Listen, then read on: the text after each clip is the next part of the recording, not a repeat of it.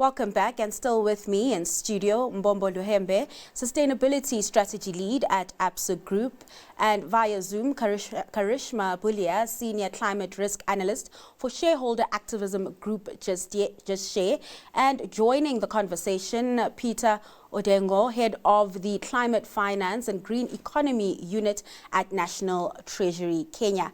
Peter, I'll kick things off with you. Before we brought you on, we were chatting about the just energy transition, and I'd like to get your thoughts around Africa and whether we should be defining our own transition timeline based on the continent's own economic realities, not just global emission targets. Maybe you can also take us through Kenya's approach in ensuring communities are part of the shift.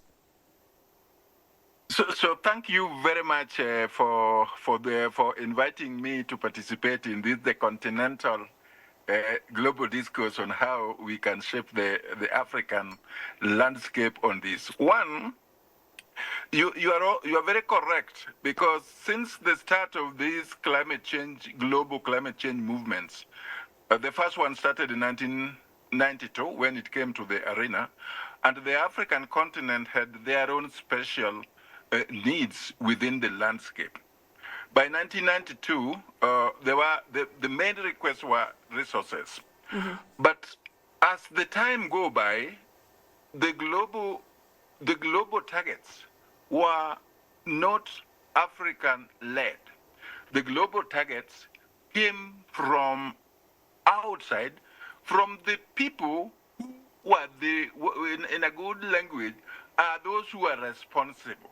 So in Kenya, for example, we realized since 2013 that the global discourse is not likely to take us very far. Mm. Indeed, it was giving us a delay with promises that are not realized or achieved. So by 2013, the Kenyan government, through the office of the Prime Minister, where I was part of the coordinating team for transition to universal access to green energy and green economy, we realized that we have to have, one, our own local national policies.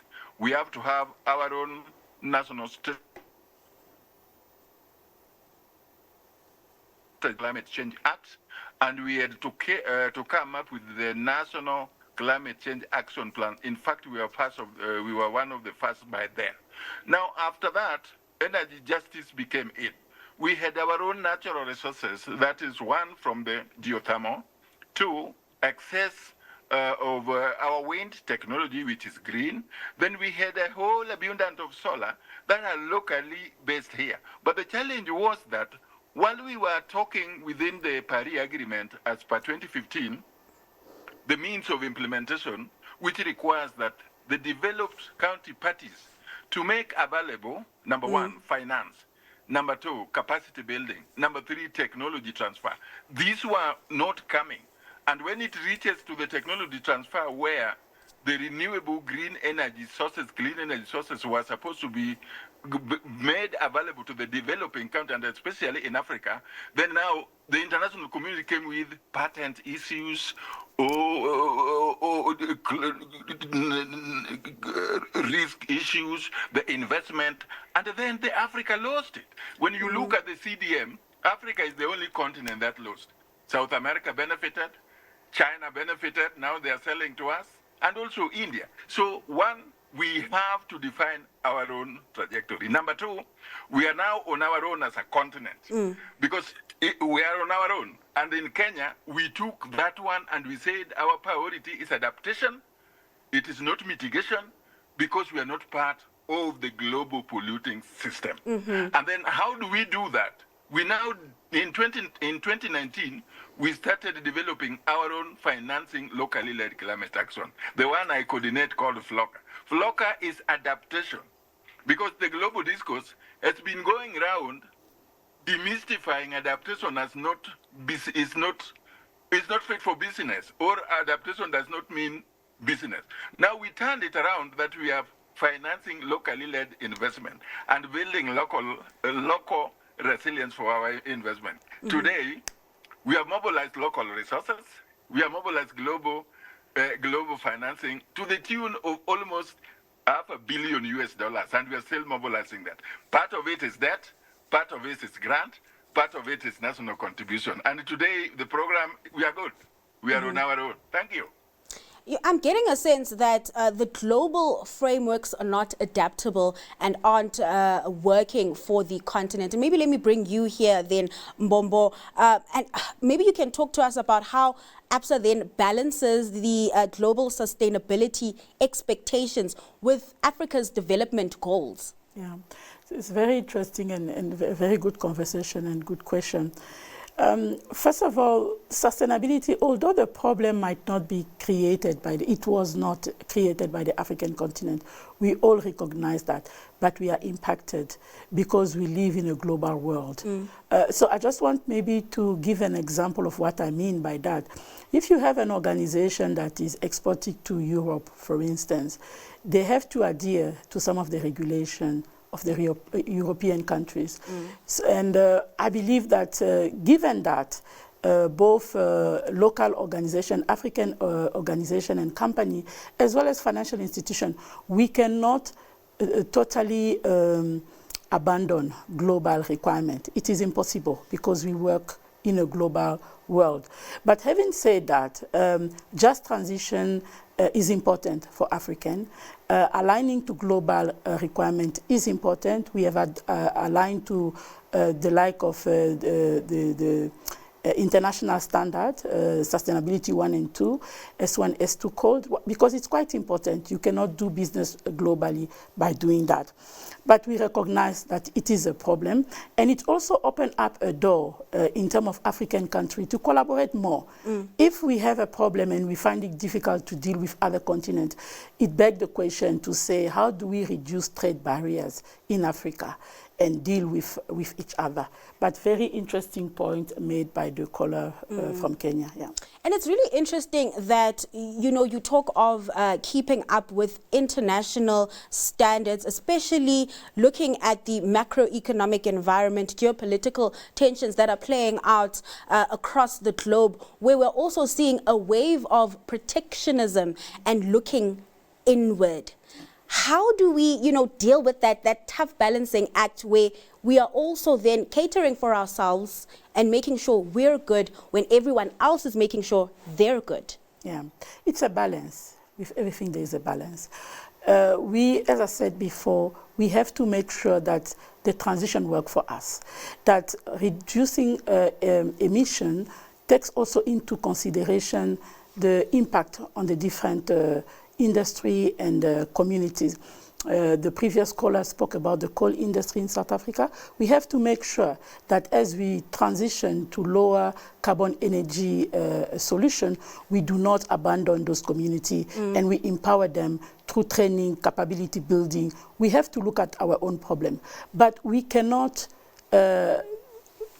move away from being globally competitive. We have to make sure that globally we are still competitive. And I believe that there is no one country or one continent that can solve the climate problem.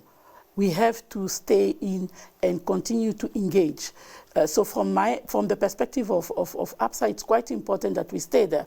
Because if you look at financial institutions, we get a lot of our funding and investment globally. So how are you going to perform and stay globally competitive if you work away from those conversations?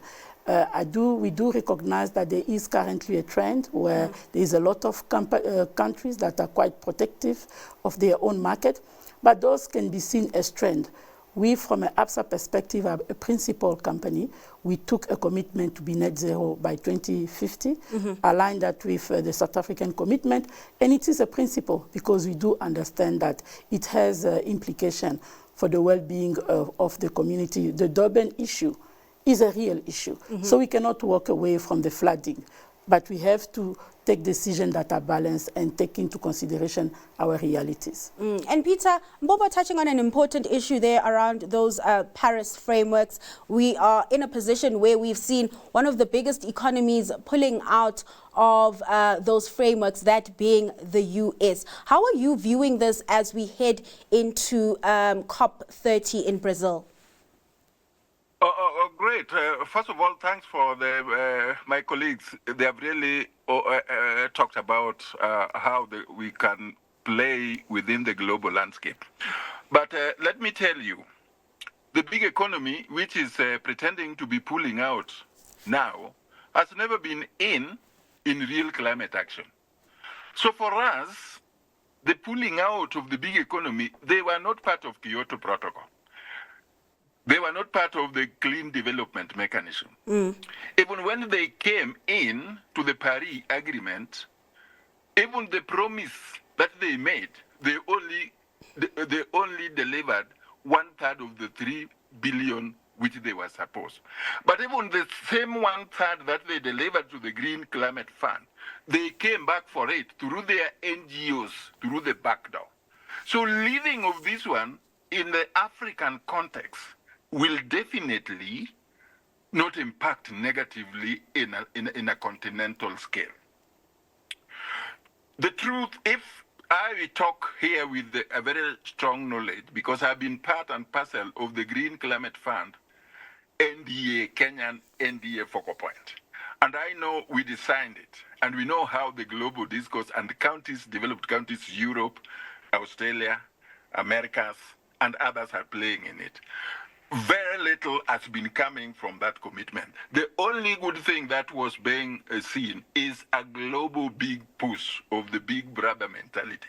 But in actual sense of the flow of the climate finance, the funds which were coming from the big economy was going to their own. And there are very many cases where they have displaced macro and small enterprises, businesses within Africa by giving them directly their own concessional loans under the OPEC and not supporting the local companies. So in this case, Africa, with our requirement of ensuring that the continent builds its adaptive capacity, that the continent ensures that local investments are climate proofed, and the capacity building and even technology transfer, that big economy has not been doing that. Indeed, even during the discussions, negotiation, they were tough because they had the data, they had known where they were going. So to me, I am also the coordinator of Africa Climate Fund's National Designated Authorities, called AFDAN. AFDAN was created because the continent has been having a raw deal. The private sector in Africa is weak compared to the one in America, compared to those ones, the Chamber of Commerce in Europe, the Chamber of Commerce in the greater, the new Tigers. They could not compete, negotiate, discuss within the table on equal grounds. All right, Peter, I just have to interrupt you there. Just have to interrupt you because we are running out of time. I just want to get Karishma's final thoughts as we head into COP30. Just take us through perhaps what you think Africa should be pushing for.